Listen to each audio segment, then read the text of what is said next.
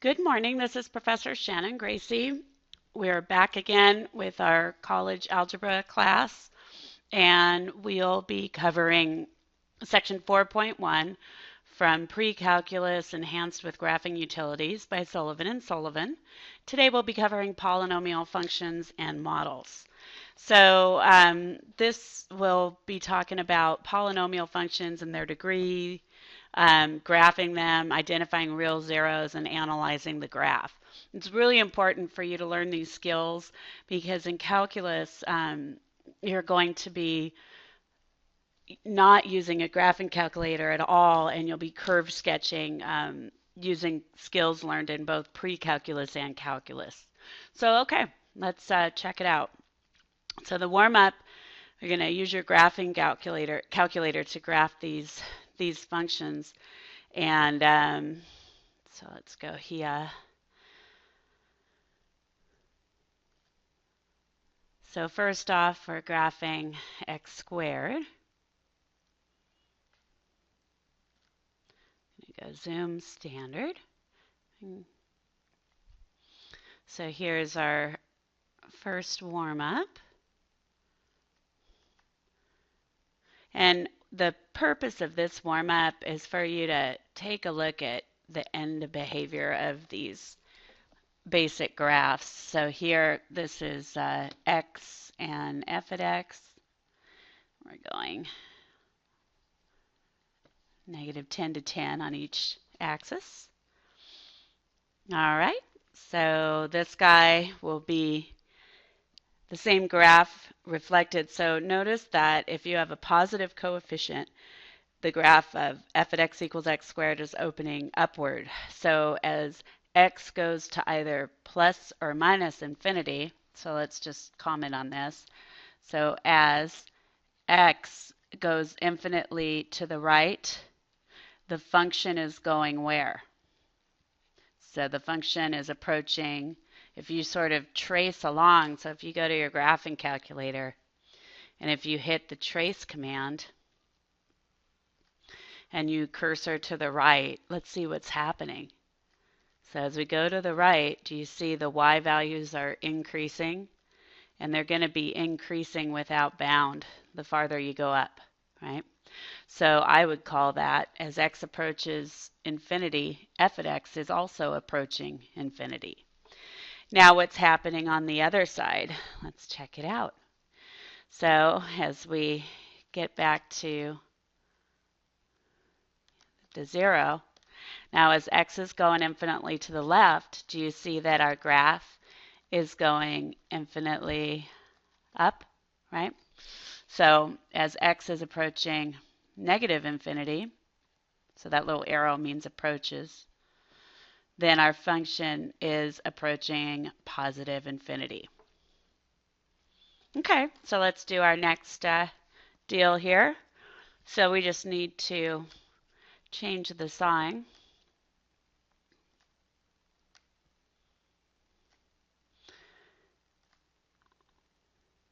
Alrighty, so this is the graph of the first one that's been reflected across the x-axis.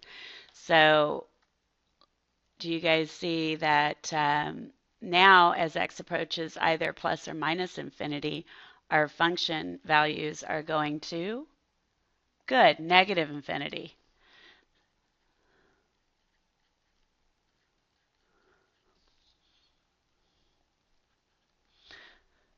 So as x approaches infinity, f at x is approaching negative infinity. And you can see that again if you want to use your trace command on the calculator as you're going to the right. So as x increases without bound, y is, great, decreasing without bound.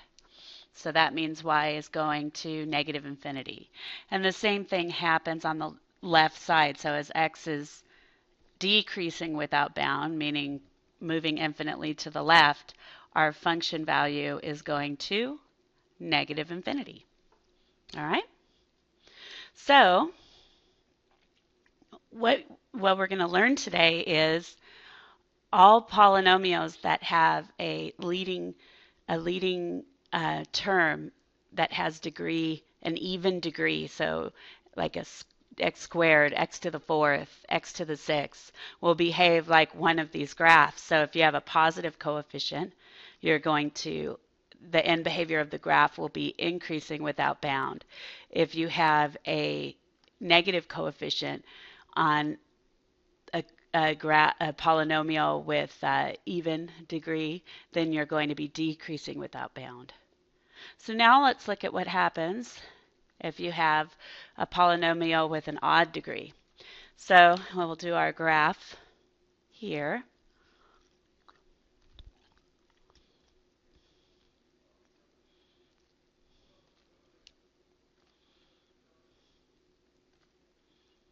So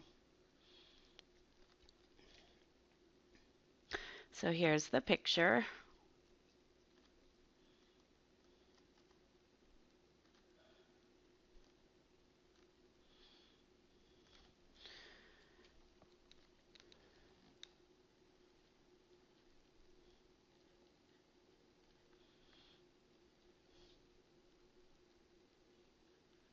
And so now if we do our tracing, as x is approaching infinity, what's happening to our y values?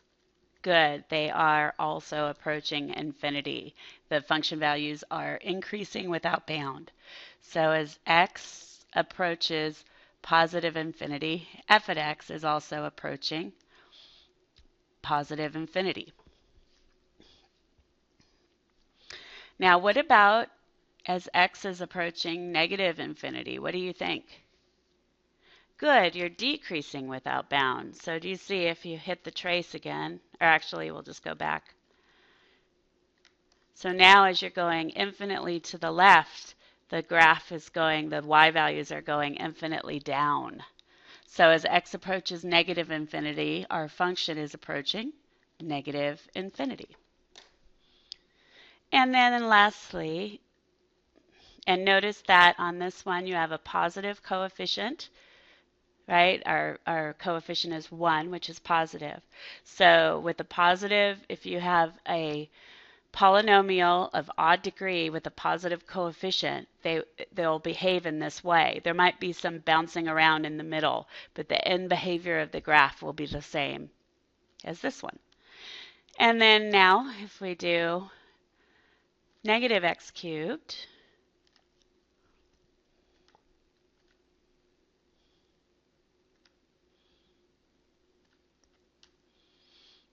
all right. So this is our picture for f at x equal to negative x cubed. And do you see that it switches? So you tell me what's happening. Good. As x is approaching positive infinity, so as x moves to the right, the function is now decreasing without bound. Do you see that? So again, if we hit trace and we move to the right, our y values are getting more and more negative. And then as we move to the left, you see, as x is approaching negative infinity, our y values are approaching positive infinity. Okay? So if you have a polynomial of odd degree, the end behavior of the graph will be the same as this one if you have a negative coefficient. Okay.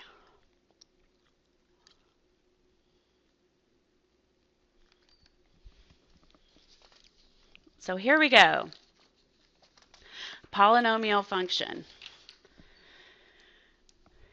It's got kind of a mean-looking general form, but it's really not so bad. So you have your leading coefficient is a sub n, and the leading term would be a sub n times x to the n.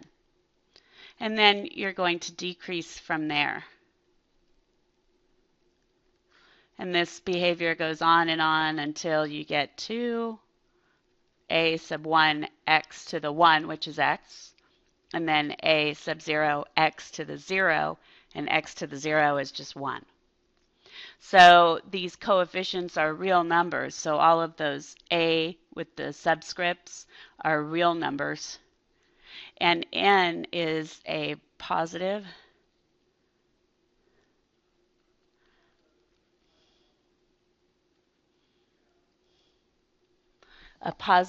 integer. So you don't want any rational exponents on this one where you have like x to the 5, 6 or something. So the domain of a polynomial function is the set of real numbers.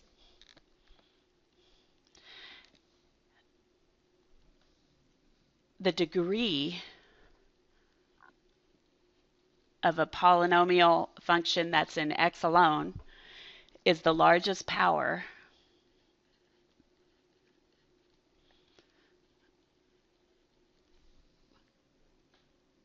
of x. So degree means the number of variable factors in basically you find the degree of a polynomial by finding the number of variable factors in each term, and the highest number of variable factors in a term is the degree of the polynomial itself.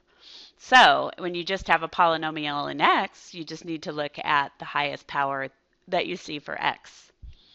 The zero polynomial function, which basically would look like f at x equals 0, but in general, f at x would be 0 times x to the n plus 0 times x to the n minus 1, and then you'd keep going. 0 times x to the 1 plus 0 times x to the 0. So at the end of the day, you would just get f at x equals 0, which is a horizontal line on the x-axis, and that is not assigned a degree. So let's take a look at these guys.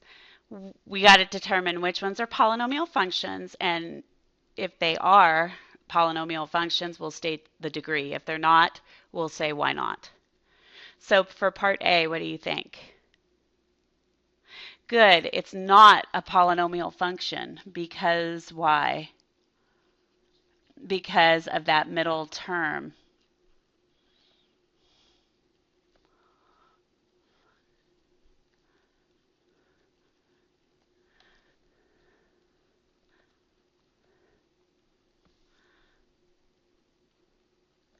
This 2/3 here, this power of 2/3 right here is not an integer.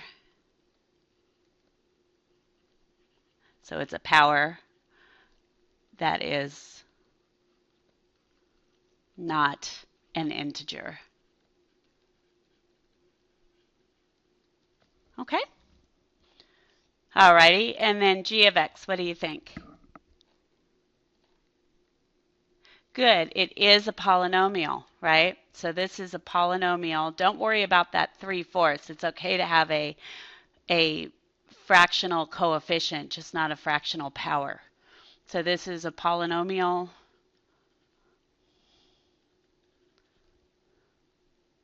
of degree 10, because 10 is the highest power on x. And then what about this guy? Good, again, that middle term is the problem child. This is not a polynomial since it's true that -2 is an integer, but it's not a positive integer. So since -2 is a power,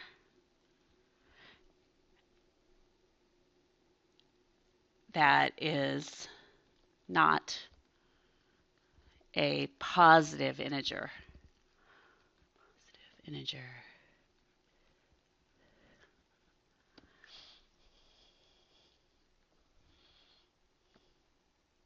Okay, so here we go. One objective of this section is going to be analyzing the graph of a polynomial function. So the graph of a polynomial function is both smooth and continuous.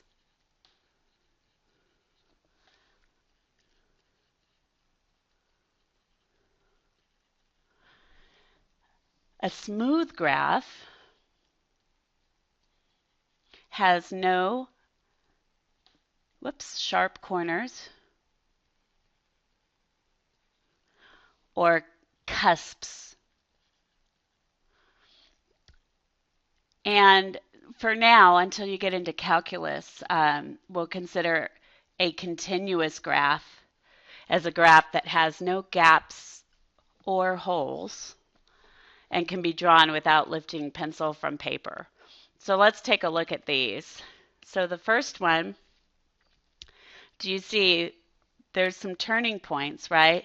But they're very smooth, no sharp corners, and you could draw this without lifting your pencil from the paper. So this is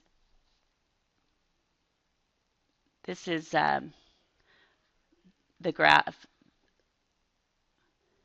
We'll say this is the graph of some polynomial function.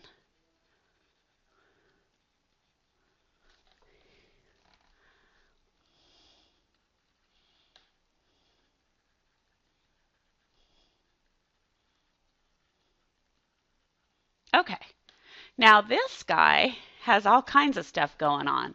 So right here you've got a cusp, and right here do you see you have a jump in the graph, so you'd have to lift your pencil, right, to draw that part of it.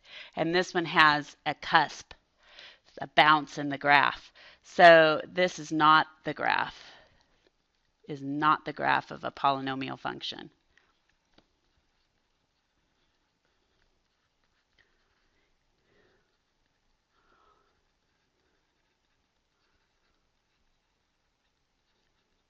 Okay.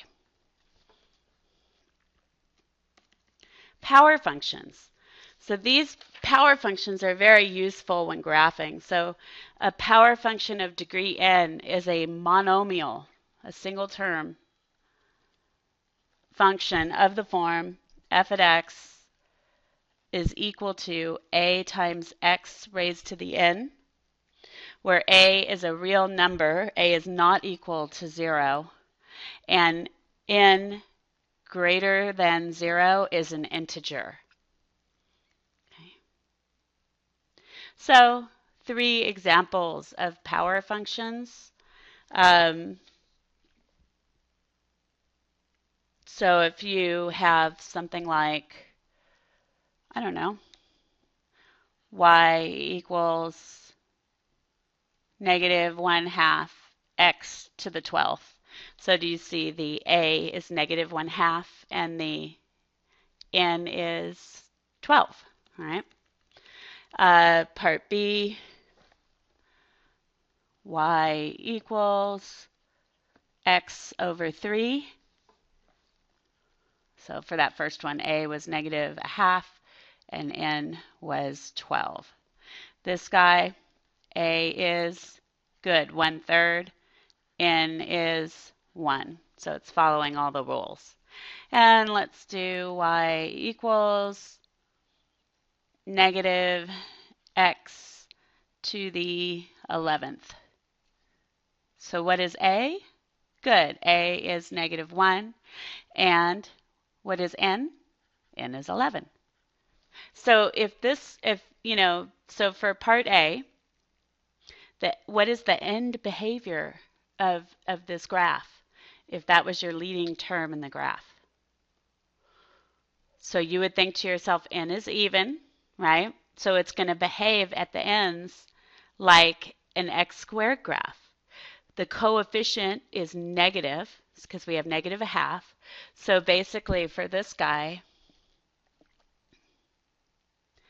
as x approaches infinity, y would approach infinity, and as x y would be negative infinity because of the negative coefficient. And as x approaches negative infinity, y is again going to approach negative infinity. What about this guy here? This guy is just going to be linear. It's a line, right? So the end behavior is going to be, pretty easy. As x approaches infinity, it has a positive slope, so y would be approaching positive infinity. And as x is approaching negative infinity, y would be not equal to infinity, approaching infinity, and y would be approaching negative infinity as x approaches negative infinity. And then what about this guy? It has a negative coefficient and an odd power, so it's going to behave like that graph of negative x cubed. So for this guy, as x approaches positive infinity, remember what happened with negative x cubed? The function value went to, it went to negative infinity. And as x approaches negative infinity, the function value would approach positive infinity. Okay, so here we go. Let's take a look at these graphs on the same window. So I'm going to change the scale here, and let's do x going from -3 to 3, and we'll have y go from -3 to 3, because what we want to look at is what's happening as we're close to 0 on these graphs. So the first one is just our x squared. The second one is x to the 4th. And the third one is x to the 10th. All right, let's check it out. That's x squared, x to the 4th, and then x to the 10th. So if you let's just zoom in on this stuff here. Do you see that you're going to get a very sharp increase on x to the 10th and x to the 4th, right? So we can clearly see that end behavior, but let's look at that middle behavior. So let's, our window, let's go from just -1. Let's see what that's looking like. Whoops.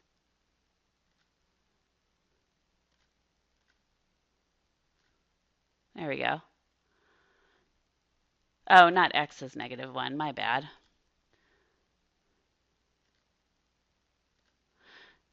We'll still do x from at -3, but we want to do our y value, -1.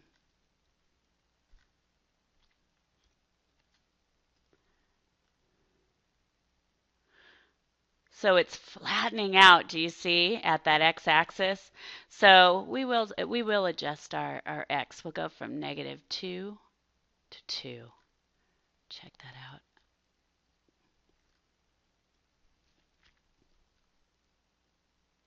So as you get closer to the origin, right, as you get closer in between -1 and 1, the higher the degree, the more it's going to flatten out like that.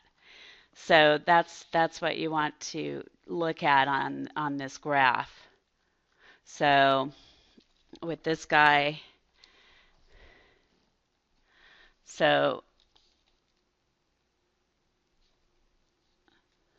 this one was our original.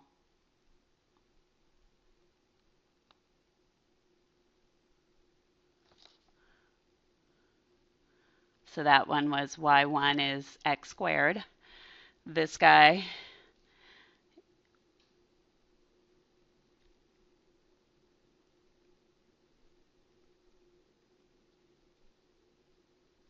was y2 equal to x to the 4th.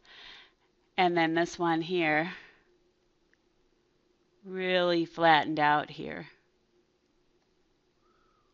And so that guy was y3 is x to the 10th. So what did we find out about this? As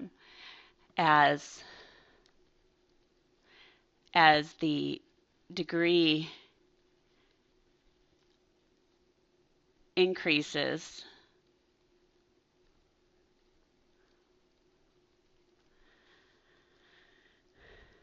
the graph flattens out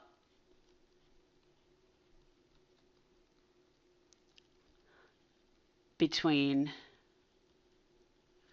-1 and 1 for x values. So this, of course, is for even degree.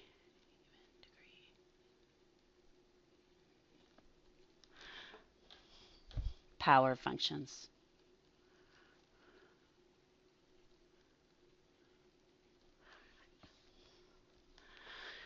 All right, so, and the end behavior of the graph as x approaches positive infinity, y was approaching, for all of them, positive infinity. And as x was approaching negative infinity, our y values were approaching infinity still, so they were going upward. Okay, so the x-intercepts on all of them, do you see, are 0, 0. So x is 0, or the ordered pair 0, 0. Okay, so here's some properties for these power functions when you have an even integer for your degree.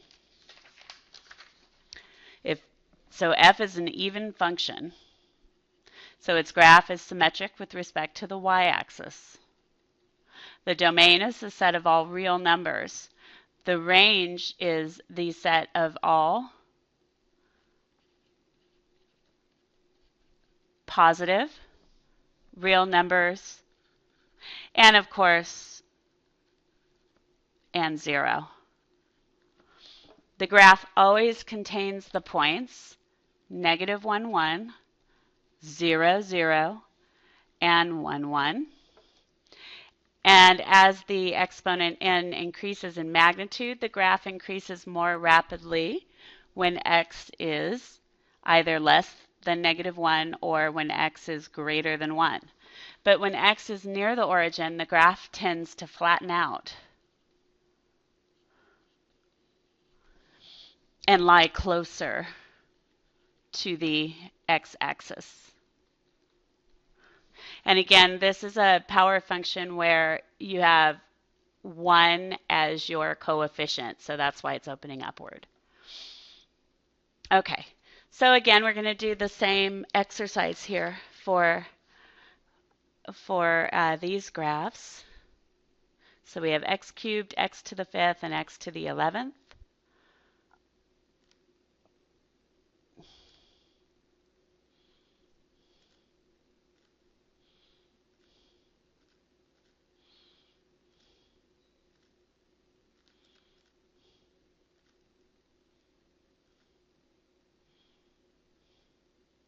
And let me go ahead.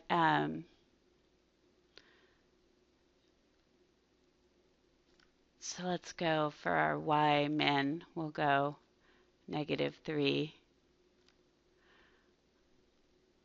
So that's the original x cubed. That's x to the 5th. And then that guy is x to the 11th.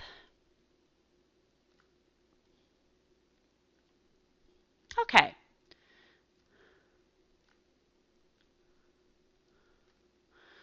So again, let's, this was our original.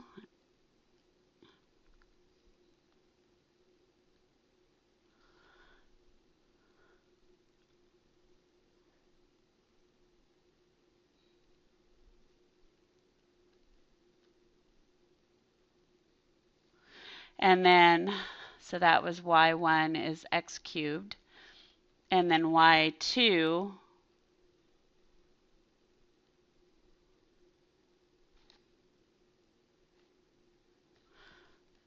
was x to the 5th. And then y3, see how it's flattening out again? Oops.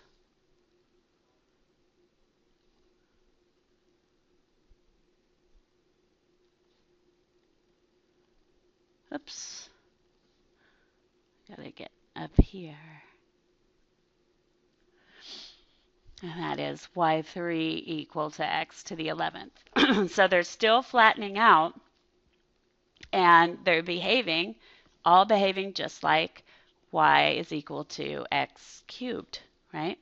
So let's talk about what's happening. The end behavior of these graphs, as x is approaching positive infinity, all of the y values are approaching positive infinity, and as x is approaching negative infinity, the y values are all approaching negative infinity. The x-intercepts, they're all at 0, 0. So x is 0 or 0, 0. So here's the property of power functions when you have a positive coefficient and you have n as an odd integer. So f will be an odd function. So its graph is symmetric with respect to the origin. The domain is the set of all real numbers, and the range is the set of all real numbers. And again, the graph will always contain 3 points. This time it'll be -1, -1, 0, 0, and 1, 1. As n increases in magnitude, the graph increases more rapidly. Well, it's kind of, let's do a couple of parts here. I'm going to add in when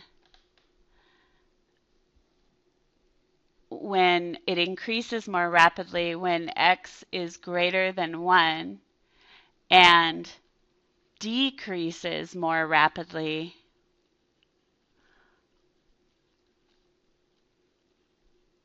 when x is less than -1. So this one's a little different. But for x near the origin, the graph again tends to flatten out and lie closer to the x-axis. Okay. So here we go. Let's graph these by hand using some transformations. So I'm going to have the scale, I'm going to have it be like what we were doing in the graphing calculator. So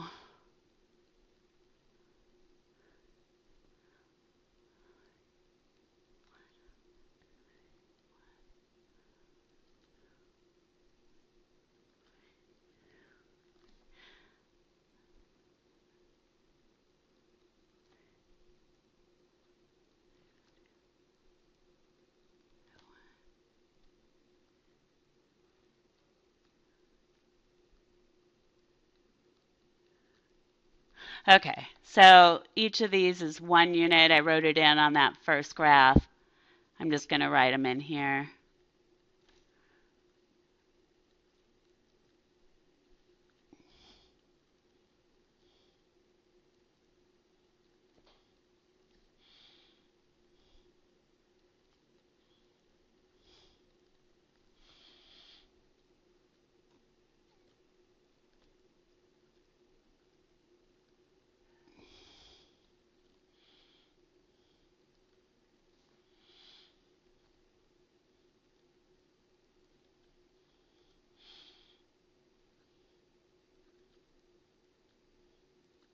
Okay, so for this guy, this will be x, and this will be y1 is equal to, we're going to do it like this. We'll do, first we'll just do x to the 4th. y2 is going to be equal to -x to the 4th. And then we'll have our function, which was quantity to minus x to the fourth. So if I do x to the fourth, remember we've got ordered pairs at 0, 0, 1, 1, negative 1, negative 1. It's going to be flattened out here. So if you did like 1/2, right, do you see you would get 1/16 as your y value. So at 1/2, you'd be very low here. So you're very close to that axis. And then you increase really, whoops, not that rapidly. So you'll be getting, I mean, you'd have an ordered pair at 2/16, so you'd be way up there by the time you got to 2 and negative 2. This one a little differently.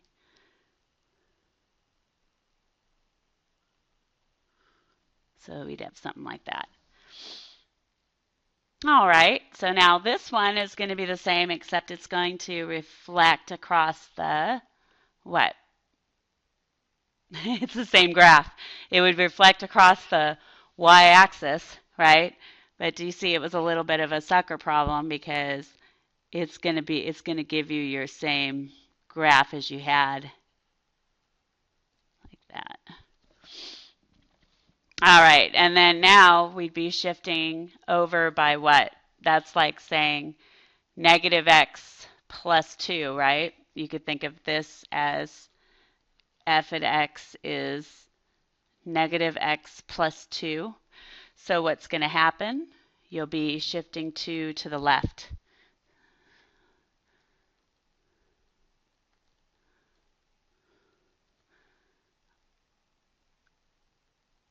So it'll look something like this, something like that. Okay? All right, so that's this guy. Now let's look at this one. This one's odd. It's going to need an extra transformation. So again, we'll use that same scale.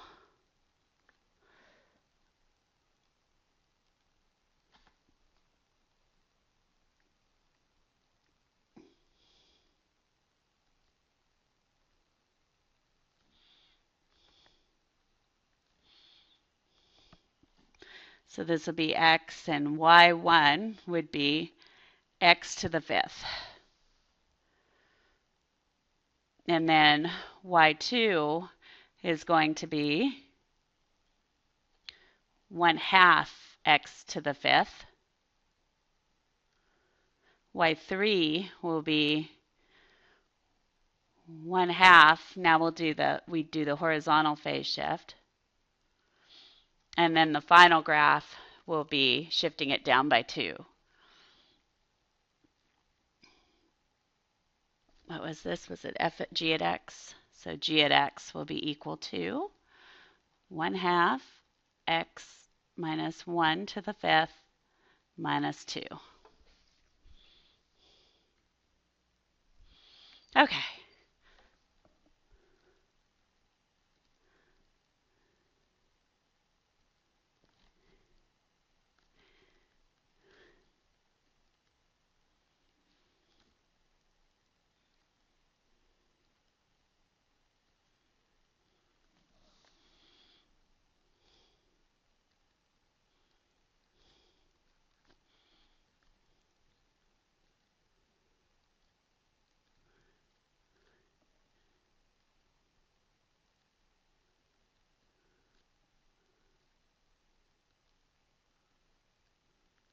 Okay, one more.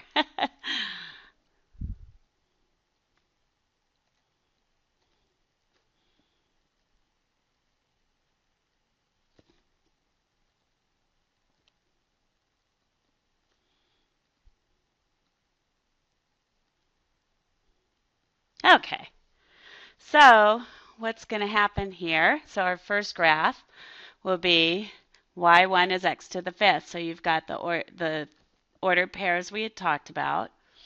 And then as you get this one, will really flatten out because if you considered x to be 1/2, 1/2 to the fifth is 1/32, right?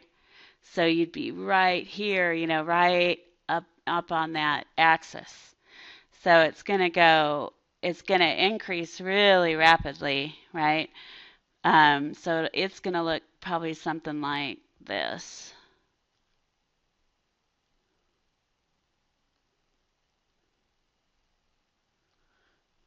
Okay. Now, if we cut each y value in half, you're going to have an ordered pair at 1, 1/2, -1, -1/2. That 1/2 will go to 1/16, so it'll be a little bit higher. And then it won't decrease or increase quite as rapidly.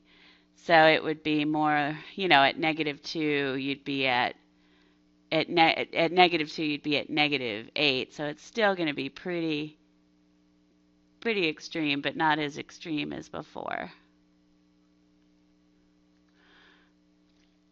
Now we move it over one to the right. So you'll have ordered pairs like here, here, and here. And here, and here. So it'll be something like this. And finally, shifting it down by 2. So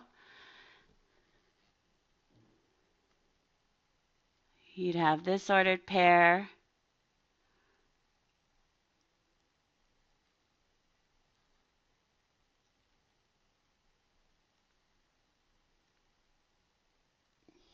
So it's going to look something like this. So that was graphing this graph using transformations. All right. So I'll make this one a little more curved down.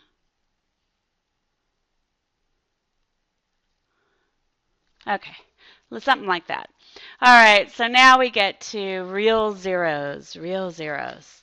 So if f is a function and r is a real number for which f at r is 0, then r is called a real zero of f.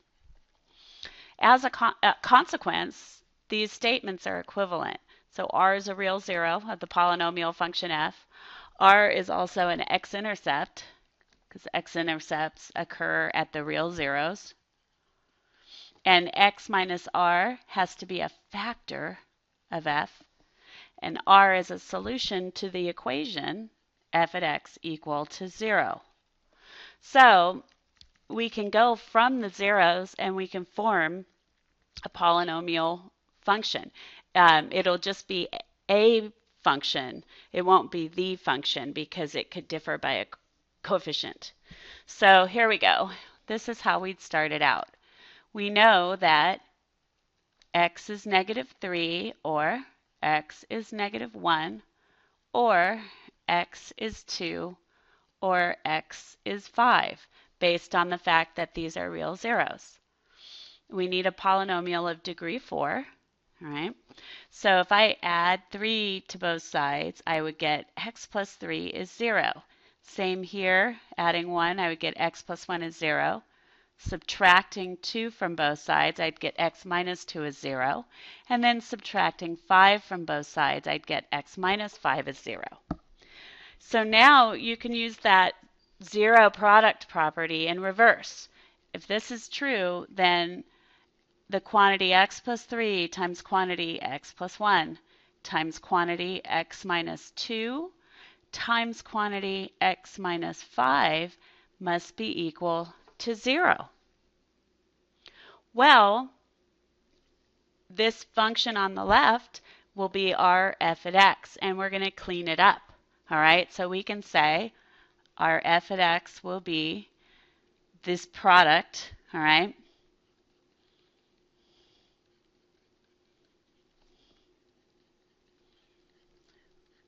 And now we just need to crunch it all out to get it into standard form. So multiplying 2 at a time initially, we'll get x squared plus x plus 3x plus 3. So that is this product. The second product will be x squared minus 5x minus 2x plus 10. So that's this guy here. So now we'll simplify the insides of each of those two factors, and we'll get x squared plus 4x plus 3 in the first one, and the second one we'll get x squared minus 7x's plus 10. Now, multiplying these two together, we're almost there.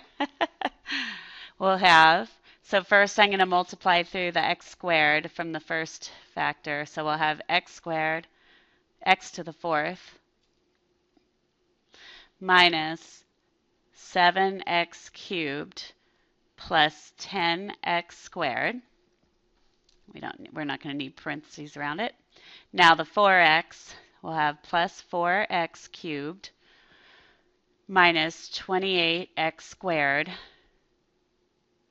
plus 40x, and the 3, we'll get 3x squared minus 21x plus 30. So f of x will be, so combining like terms, I just have one x to the fourth term. Now let's see, negative 7x cubed plus 4x cubed is negative 3x cubed. So I took care of the cubics. We have 1, 2, 3 squared terms. So we've got 10 plus 40 is 50 plus 3. Make sure I have my signs right.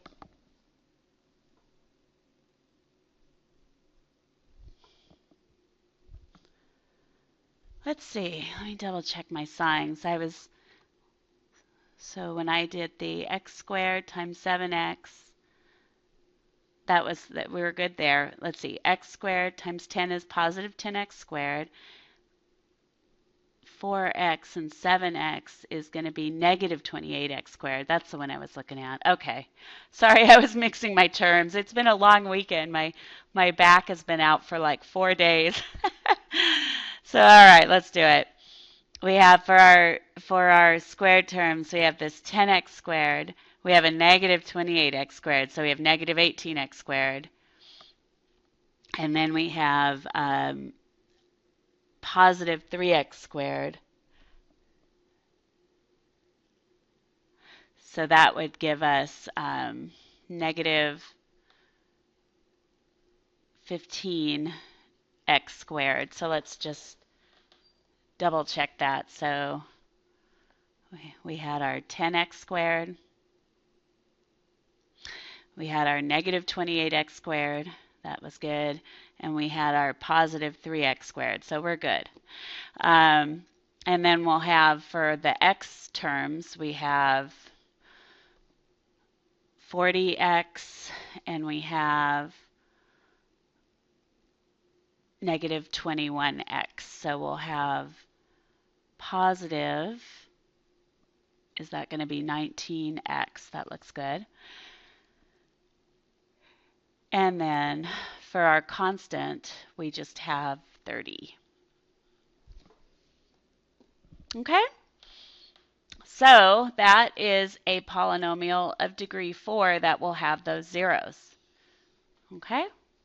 Now, the reason we say a polynomial is, if you doubled the whole thing, tripled the whole thing, multiplied the whole thing by 10, that would factor out, and you'd say something like 10 is 0 and throw that out. So basically, any multiple of this polynomial will have the same zeros. All right? Okay, so moving right along, repeated zeros, right? So if x minus r raised to the mth power is a factor of f, and you don't have one higher, so you don't have, like, let's say you had x minus 2 to the fifth, and you don't have an x minus 2 to the 6, okay?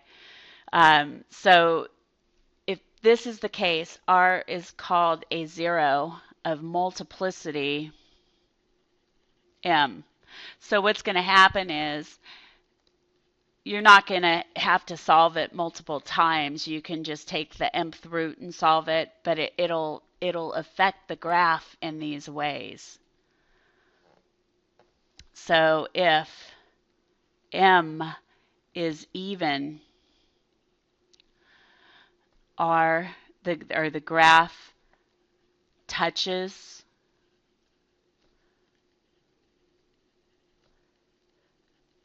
the x-axis at x equal to r, and if m is odd, the graph crosses the x-axis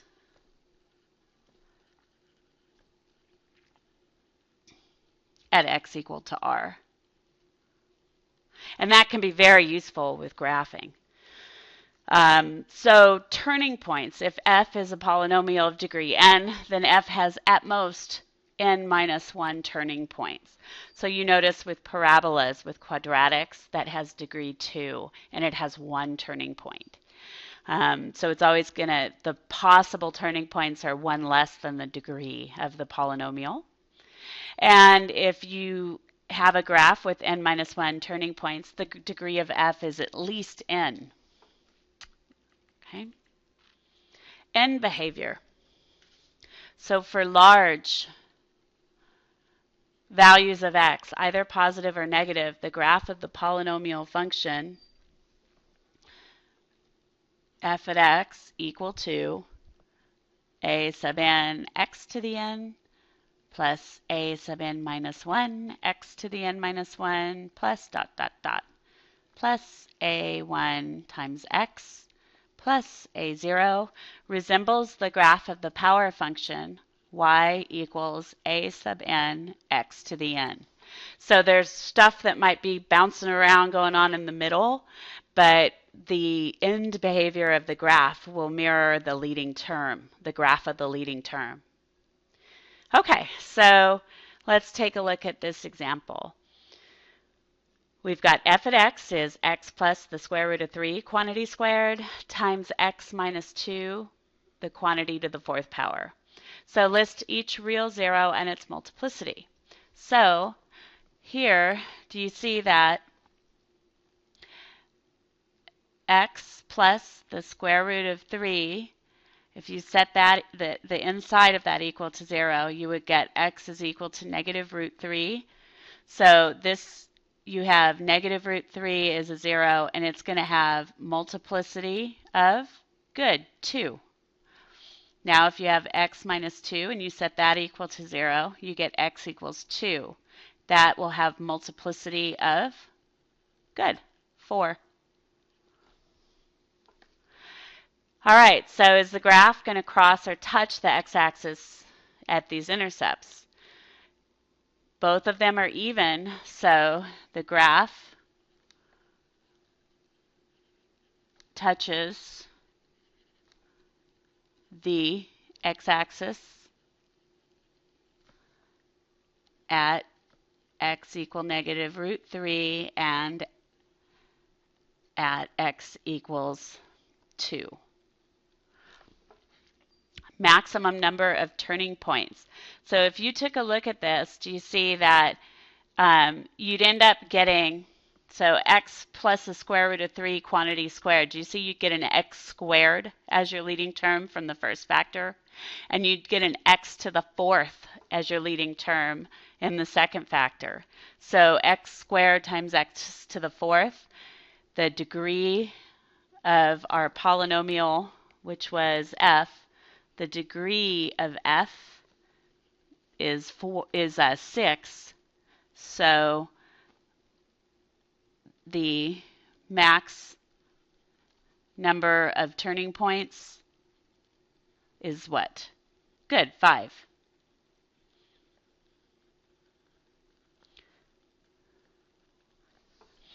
The end behavior, okay? So the power function is going to be, so again, we envisioned multiplying out. If we multiplied out this polynomial, we would have, our leading term would be 1x to the fourth. So 1x to the sixth. So 1 is positive. We have an even degree. So as x approaches infinity, f of x approaches infinity, and as x approaches negative infinity, f at x approaches positive infinity. All right? Okay, so summary, graphing a polynomial function.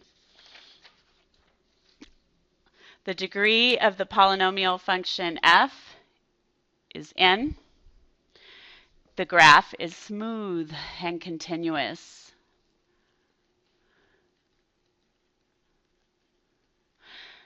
The maximum number of turning points is n minus 1. If you have a zero of even multiplicity, the graph of f touches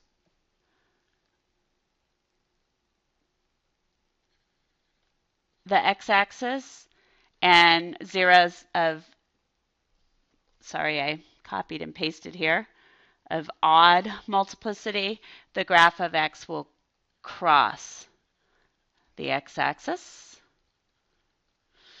Between zeros, the graph of f is either above or below the x-axis. End behavior. For large absolute value of x, the graph of f behaves like y equals a sub n, x to the n. So analyzing the graph of a polynomial function, determine the end behavior.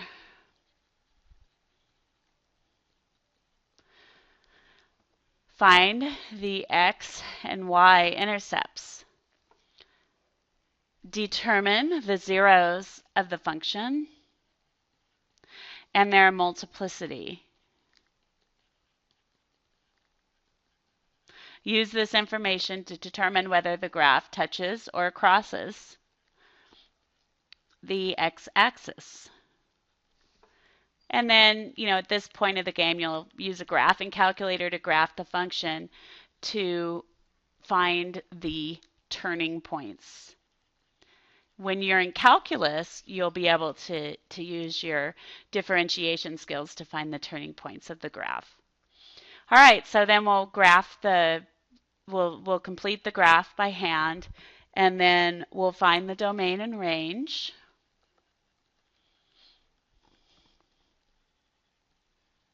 And we'll use the graph to determine where the function is increasing and where it is decreasing.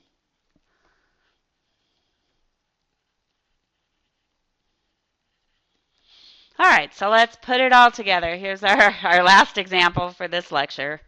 We'll put it all together on this graph here. End behavior of this graph. So what would the power function be for this graph?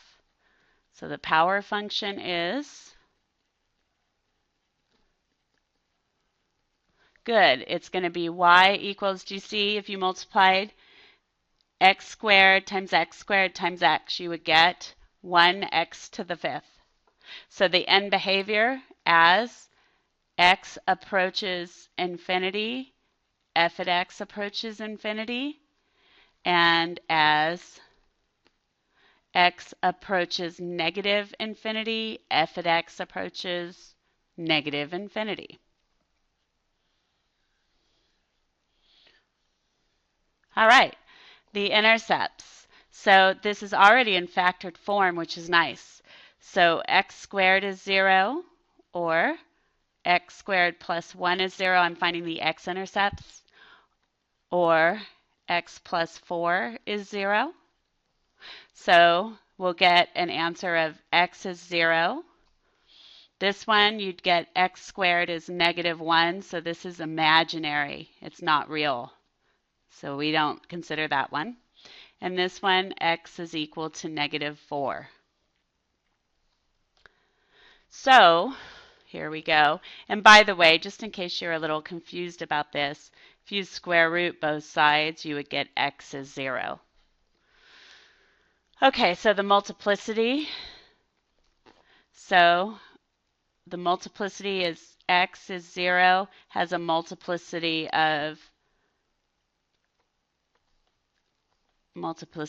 is 2 because it was squared. And then x equals -4.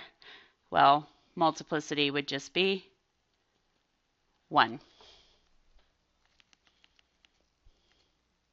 So what does that mean? That means that this is going to touch the x-axis at this 0, and this is we're going to cross the x-axis. Okay, so,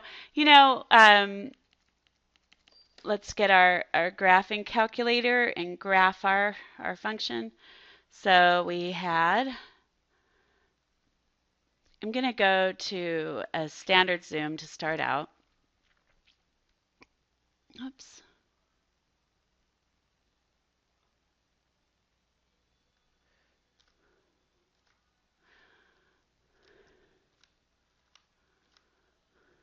Alrighty.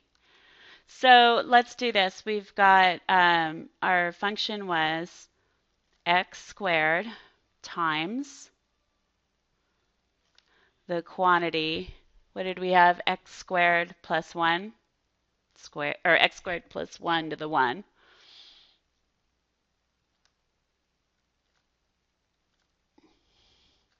Times x plus 4, and that was also to the 1.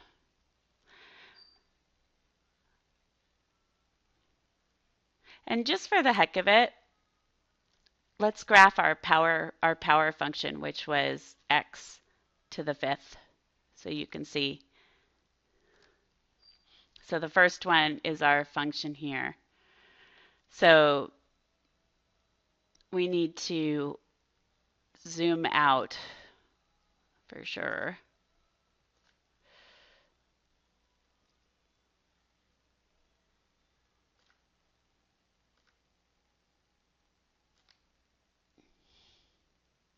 Well, let's see. This isn't doing a very good zoom. Let's try zoom fit.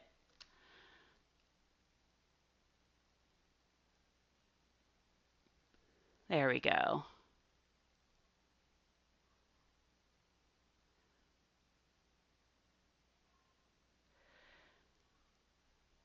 Maybe if we took out our power function for now, we'll get a better view.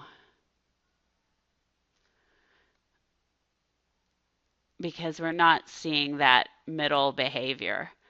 So if we do something called zoom box, because what we want to see is we want to see what's happening here. Because we know the end behavior. So we want to know what's happening in the middle, because we know it crosses the x-axis at what was it? X is -4, and it touches the x-axis at 0. And so I want to see that middle behavior.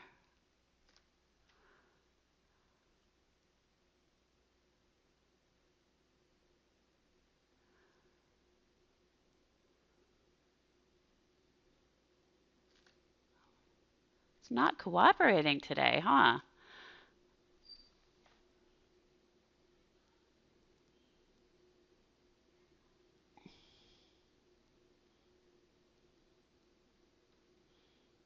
I think what we need to do is we need to adjust the y. Let's see. Oh my goodness. Let's adjust our y values. So let's go -5 to 5 on y. I think with all of our different zooms, it got a little crazy.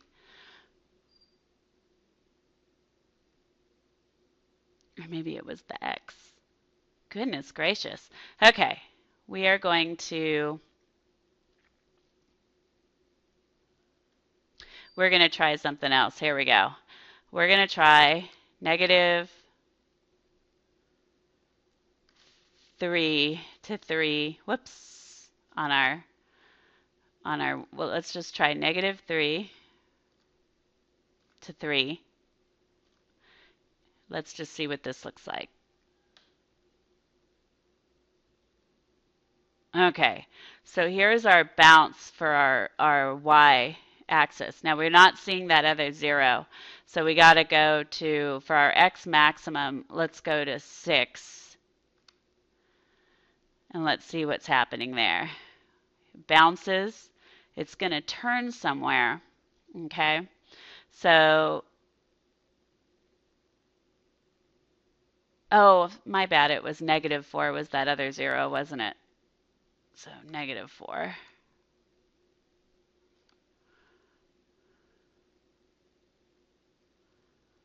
We're getting there. Okay. So I'm going to go to negative 6 on the x-axis. I'm going to increase the y-axis a bit. I'm going to go to 20. Let's see what this looks like. So see, what's happening is it's going way up here, all right? So we know it's going to turn up here. We're going to have to find that turning point up here. So we're going to have to keep increasing our y value. And then we only have multiplicity 1 here, and we've got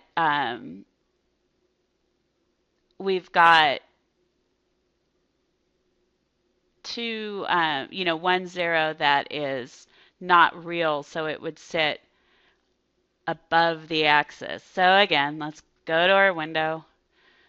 Not really cooperating today. We'll do our y min at negative 20. Our y max needed to be higher. We'll try 40. Let's see what happens.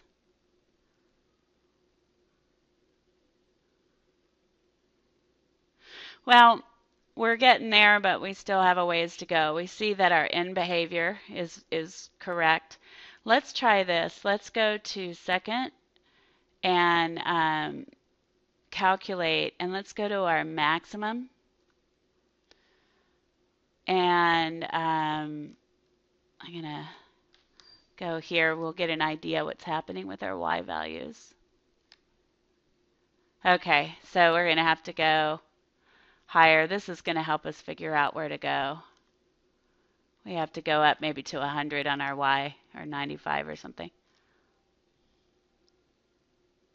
So the maximum is at y is 92 right there. That turning point will occur at approximately negative 3.2, and y is 92.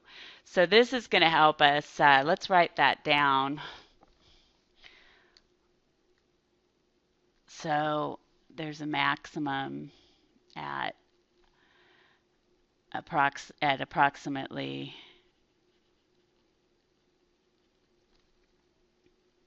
negative 3.2, comma, what was the y value again? 92.2. All right, so cool. Now we can figure out what the heck to make our scale for our y. So if we take our window and we know we got to go up to 100. Let's have the scale for y. Let's have that go by tens so we can see our graph. Let's see if we get a better picture. There we go. All right, so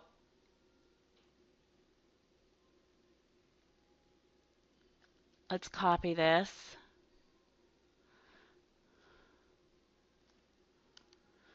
Paste. So it looks like we're going to have one turning point, and we already found what that was. So this was the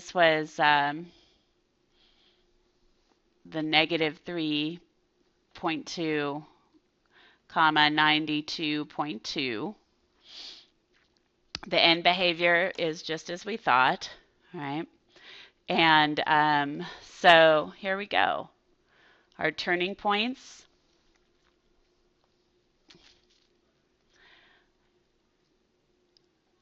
At the maximum, at the relative, we'll say local. I think the author uses local. Maximum.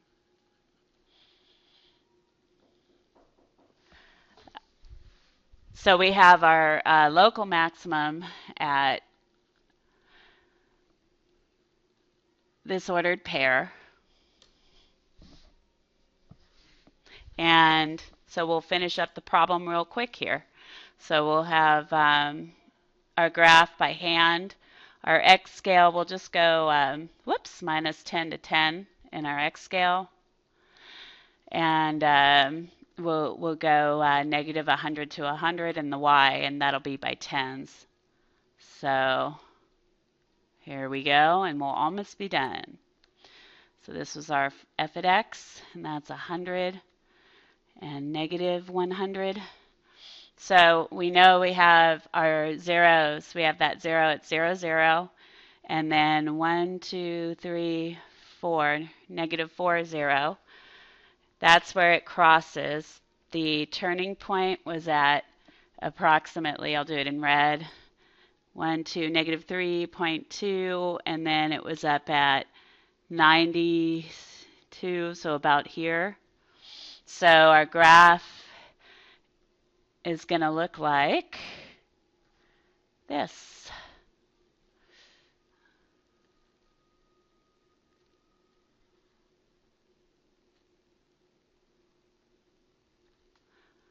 And you're done. Almost. So here we go. The domain by domain and range. Domain is minus infinity to infinity, and the range is minus infinity to infinity. Okay. And then it looks like we are increasing on the interval from minus infinity up until the turning point, which was approximately negative 3.2. And then we also increase from 0 to infinity.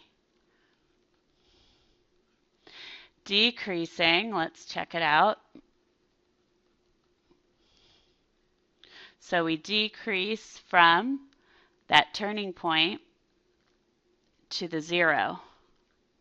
And we're good. And actually, you know what? I'm going to redraw this a little bit because, let's see, this was fine.